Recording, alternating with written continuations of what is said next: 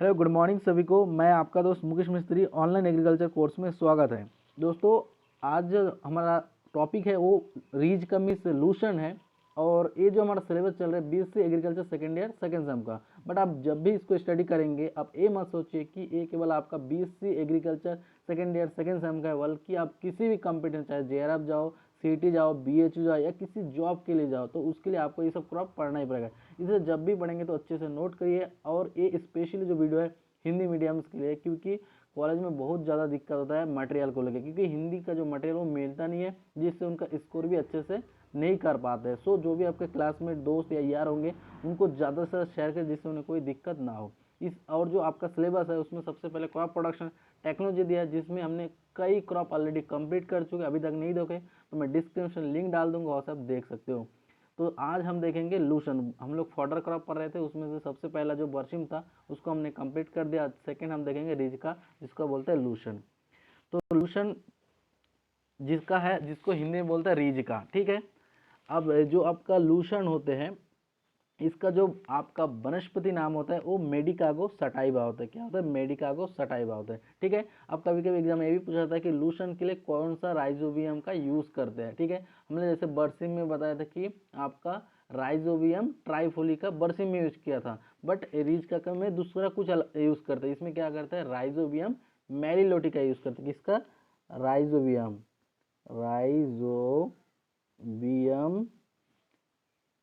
मेलिलोटी, ठीक है। ये जो आपका जो राइजोबियम कल्चर है इसका यूज करते हैं किसके लिए?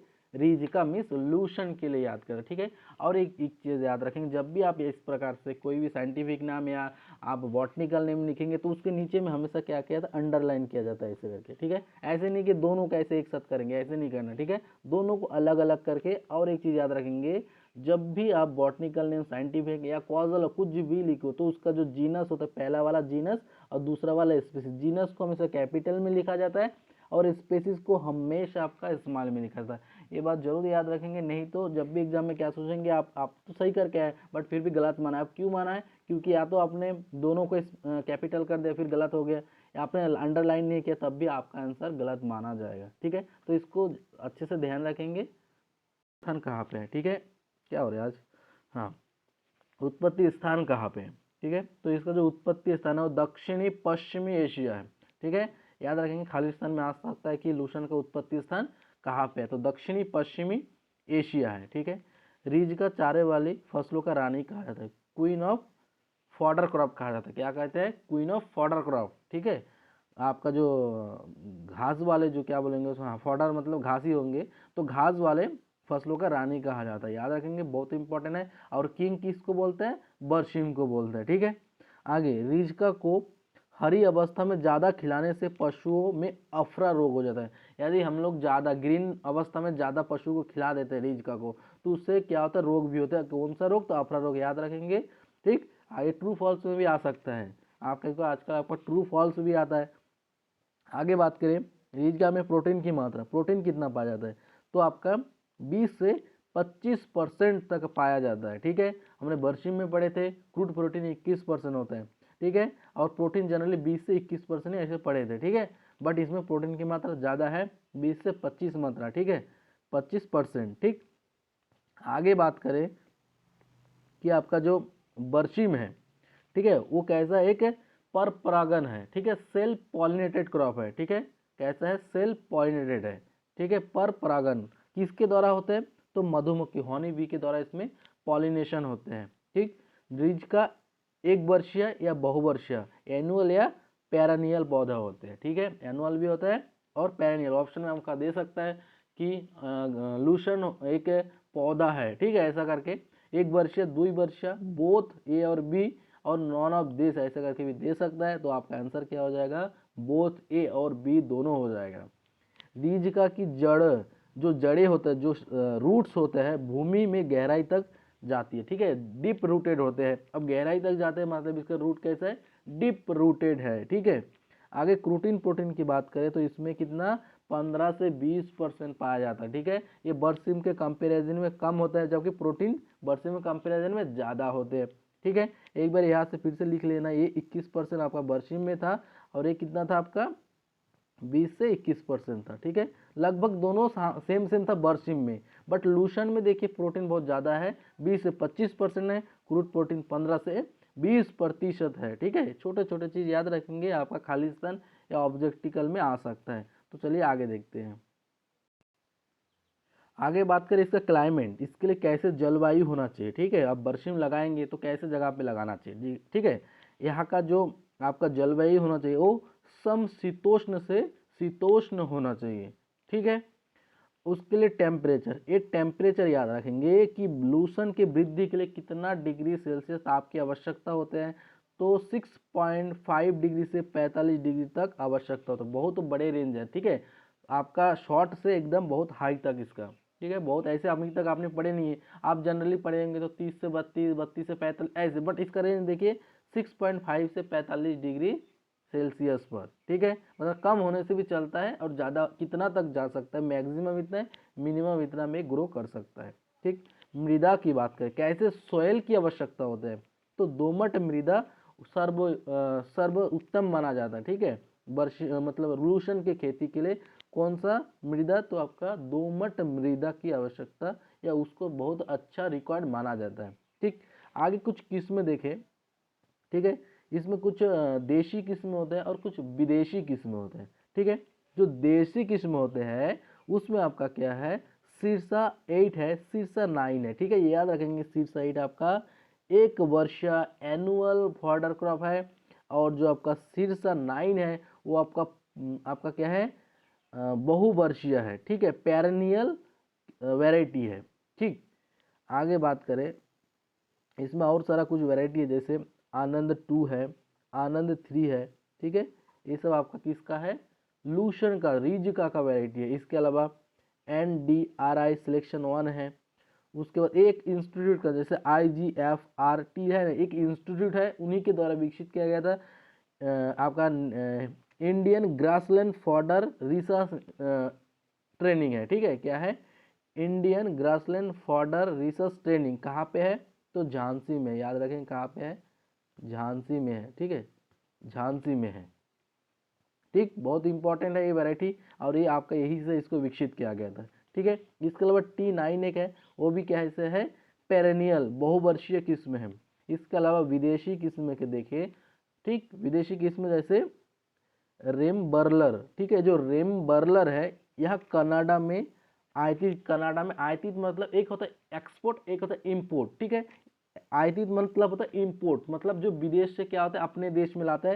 ये जो कनाडा है हमारे इंडिया में, वहाँ पे सबसे ज़्यादा ये विदेशी जो किस्म है इसका आयात किया जाता है, मतलब इंपोर्ट किया जाता है, और एक्सपोर्ट मतलब बाहर विदेश में भेजना, ठीक है। तो यहाँ पे क्या कर रहे हैं, इम्पोर्ट कर रहे हैं, आयात कर रहे हैं, बाहर से अपने देश में ला रहे हैं। और इसमें प्रमुख जो है कनाडा है, वहाँ पे बहुत ज़्यादा इसका क्या करते हैं, इंपोर्ट करता है, आयात करता है, ठीक है। उसके अलावा जैसे इंडियन मूलर फॉर्म एक वैरायटी है, ये दोनों विदेशी किस्म है, ठीक है। आगे बात करें, इसमें सीड रेट कितना चाहिए, ठीक है, बीज दर कितना चाहिए, तो बीज का जो दर है वो 20 से 25 kg पर हेक्टर छिड़काव, यदि आप ब्रॉडकास्टिंग छिड़काव करना चाहते हैं, ठीक है, तो उसके लिए आप क्या करना है, 20 से 25 kg पर हेक्टर के हिसाब से। यदि आप ड्रिलिंग करना है, ड्रिलिंग करोगे तो उसके लिए 15 kg पर हेक्टर। एक बात याद रखें, कभी कभी एग्जाम में ये भी पूछा जाता है कि यदि आपके पास सीड का जो क्वांटिटी बहुत कम है, ठीक है, तो उसके लिए आप कौन सा विधि का प्रयोग करेंगे, तो आपका कौन सा विधि, तो आप डिवलिंग विधि का यूज करेंगे, ठीक है। इसमें कम सीड में बहुत ज़्यादा एरिया को कवर कर लेते हैं, ठीक है। आगे बीज जो है उसको कितना सेंटीमीटर गहराई पे लगाएंगे, तो 1 से 2 सेंटीमीटर गहराई पे लगाएंगे। स्पेसिंग की बात करें, पौधों से पौधे और कतार से, ये क्या है, पौधों से पौधे और ये है कतार से कतार की जो दूरी है 20 सेंटीमीटर इंटू 5 सेंटीमीटर में रखेंगे, ठीक है। आगे बात करें बीज उपचार, ठीक है।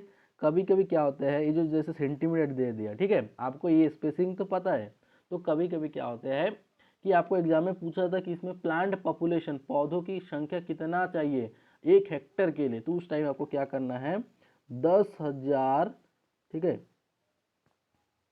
10,000 बटे 20 सेंटीमीटर इंटू 5 सेंटीमीटर ऐसा करके लिखना पड़ता है। उसके बाद जो आपका ये सेंटीमीटर है इसको पहले आपको मीटर में कन्वर्ट करना है दोनों को, ठीक है। मीटर में कन्वर्ट करने के बाद इसको डिवाइड देंगे 10,000 से तो आपका प्लांट पॉपुलेशन निकल जाता है, ठीक है। आप कमेंट में जरूर बताना कि इसका आंसर कितना था, नहीं आता तो मैं इसको बताऊंगा कि कैसे इसको प्लांट पॉपुलेशन को निकाला जाता है, ठीक है। आप एक बार ट्राई करना और कमेंट बॉक्स में जरूर बताना कि कितना इसका आंसर होना चाहिए, ठीक। आगे बात करें बीज उपचार, ठीक है। इसका जो सीड है उसका ट्रीटमेंट कैसे करें, तो बीज का जो उपचार है हम लोग FRI विधि से करते हैं। एफ मतलब फंगीसाइड, इंसेक्टिसाइड और राइजोबियम, ठीक है। इसको हमने पहले ही कई बार बता चुके हैं कि इसका विधि का कैसे प्रोसेस है, ठीक है। अभी तक वीडियो नहीं देखे तो नीचे डिस्क्रिप्शन में किसी ना किसी क्रॉप के कल्टीवेशन में हमने अच्छे से इसको बताई है, ठीक है। आगे बताएं रिजिका में, ठीक है, जो रिजिका है उसके लिए ये भी बता दिया कि राइजोबियम मैरीलोटी का जो राइजोबियम कल्चर है इसका यूज़ करते हैं, ठीक है। आगे बुआई का समय आपका सितंबर से अक्टूबर में। अब हम देखेंगे रिजके में पीलापन, ठीक है। जो रिजका है उसमें पीलापन किसके कारण होता है, तो पीलापन आपका बोरान की कमी से होता है, ठीक है। तो अब बोरान की कमी से तो हमें क्या करना है, बोरान का उसमें स्प्रे करना है, ठीक है, छिड़काव करना है। तो 0.2% क्या करते हैं हम लोग, बोरॉन का स्प्रे करता है, ठीक है। अब बोरॉन को स्प्रे करने के लिए बोरेक्स चाहिए, ठीक है। तो कभी कभी ये भी पूछा जाता है बोरेक्स में बोरॉन की मात्रा कितना, ठीक है, किसका यूज करेंगे, बोरेक्स। तो बोरेक्स में क्या होते हैं, बोरॉन होते हैं, तो इसलिए हमें बोरेक्स का यूज करना है। बोरेक्स में बोरॉन की मात्रा हमें पाया जाता है, इसलिए हम इसका यूज करेंगे। तो इसमें जो बोरॉन की कमी है उसको हम दूर कर सकते हैं, जिससे रिजका में क्या ना आए, पीलापन ना आए। कभी कभी ये भी पूछा जाता है तो बोरेक्स में बोरॉन की मात्रा कितना प्रतिशत होता है, तो आपका 11% बोरेक्स में बोरॉन की मात्रा होता है। याद रखेंगे कितना परसेंट छिड़काव करना है, 0.2% हमें छिड़काव करना है, जिससे क्या हो, हमारा जो पत्ती है पीलापन हो रहा है रिज का वो पीलापन ना हो, ठीक है। इसीलिए हम लोग क्या करते हैं, रिज का में बोरेक्स से बोरॉन की मात्रा को जो आवश्यकता है उसको हम पूरा करते हैं, ठीक है। तो चलिए आगे देखते हैं। अब हम देखेंगे हरित महिंत, ठीक है। अभी देखे हमने पीलापन, ठीक है, जो पीलापन है। अब देखेंगे हम लोग हरित महिंत, ठीक है, पीलापन के बाद। तो हरित महिंत क्या होता है, लोहे तत्व की कमी से होता है। इस प्रकार का जो लक्षण होते हैं वो आपका आयरन के डिफिशियंसी मतलब उसकी कमी से दिखता है, ठीक है। और इसके नियंत्रण के लिए आप आयरन सल्फेट का 0.5% का स्प्रे कर सकते हैं। जो आयरन सल्फेट होता है, कभी कभी ये भी पूछा था आयरन सल्फेट में आयरन की मात्रा कितना होते हैं, तो आयरन की मात्रा 19% होता है, ठीक है। याद रखेंगे आयरन सल्फेट में आयरन की मात्रा 19% होता है, ठीक। आगे बात करें खरपतवार का नियंत्रण, जिसमें जो भी वीड्स लगते हैं उसका कंट्रोल कैसे करें, ठीक है।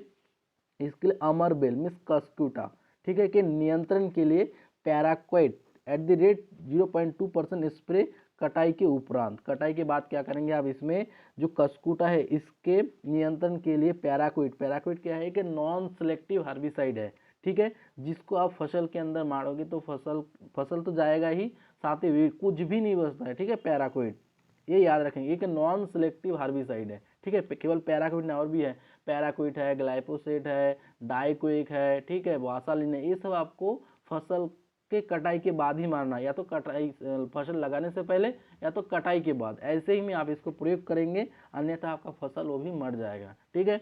आगे बात करें 20% नमक के घोल के बुआई पूर्व बीज का उपचारित करना, ठीक है। बुआई से पहले क्या करेंगे हम लोग, 20% नमक के घोल से इसको ट्रीटेड करेंगे, जिससे कस्कुटा का सीड इससे अलग हो जाए। जैसे हमने बरसिम में पढ़े थे 10% नमक से, तो आपका लूसन में आपका 20% नमक के घोल के साथ इसको क्या करना है, उपचारित करना है, ठीक। आगे बात करें इसमें कुछ डिजीज रोग की बात करें, ठीक है। तो डिजीज में जैसे आपका जीवाणु झुलसा, ठीक है, बैक्टीरिया द्वारा होते हैं। पत्ती कैसे होना, धब्बे धब्बे हो जाना, ठीक है। जब धब्बे टाइप का हो जाता है तो दोनों रोग के रोकथाम के लिए, मतलब ये जो आपका जीवाणु झुलसा है और जो धब्बापन है, दोनों के रोग के लिए आप कॉपर ऑक्सीक्लोराइड का 0.3% का स्प्रे कर सकते हो बरसिम के कंडीशन में, ठीक है। अब कीट की बात करें, क्या क्या इसमें कीड़ा लगता है, इंसेक्ट लगता है, ठीक है। तो रिजका की झिल्ली व रिजके का कैटरपिलर दो मुख्य कीट है, ठीक है। इसमें रिजका की जो झिल्ली और जो कैटरपिलर है, ये दो प्रमुख इसमें क्या है, कीट है, इंसेक्ट है। इसके रोकथाम के लिए मेलाथियन डस्ट का 5% का छिड़काव कर सकते हैं, ठीक है, इसमें स्प्रे कर सकते हैं, तो इसको कंट्रोल किया जा सकता है। आगे बात करें कटाई की, ठीक है, इसका जो प्रथम कटाई है वो आप 50 से 55 दिन बाद प्रथम कटाई किया जाता है, ठीक है। आपने सोइंग कर दिया, ठीक है, उसके 50 से 55 दिन बाद क्या करेंगे, आप उसका पहला हार्वेस्ट कर सकते हैं। उपज अधिक प्राप्त करने हेतु रिजका की फसल के साथ सरसों की बुआई करें, ठीक है। यदि क्या कर रहे हैं, अच्छे उपज प्राप्त करना, ज़्यादा यील्ड, सेम ही जगह है आपके पास, एरिया कम है और उसी जगह पे आप यील्ड जो प्रोडक्शन है, उत्पादन है, उपज है, उसको ज़्यादा लेना चाहते हैं, तो साथ में बुआई का भी आप बुआई कर सकते हो, जिससे आपका उत्पादन ज़्यादा हो जाए, ठीक है। इसमें उत्पादन की बात करें तो 400 से 700 कुंटल पर हेक्टेयर चारा की जो प्राप्ति होती है, ठीक है। कुछ इम्पोर्टेंट तो यही सारे चीज़ आपका जो रीज का है वर्षिप में। आई होप कि आज के वीडियो से आपको कुछ सीखने को मिला है, और वीडियो पसंद है तो लाइक करें, चैनल पर नया है तो सब्सक्राइब करें और अपने दोस्त को ज़्यादा से ज़्यादा शेयर करें। चलिए मिलते हैं इसी तरह एक नए टॉपिक से, तब तक के लिए जय हिंद, वंदे मातरम।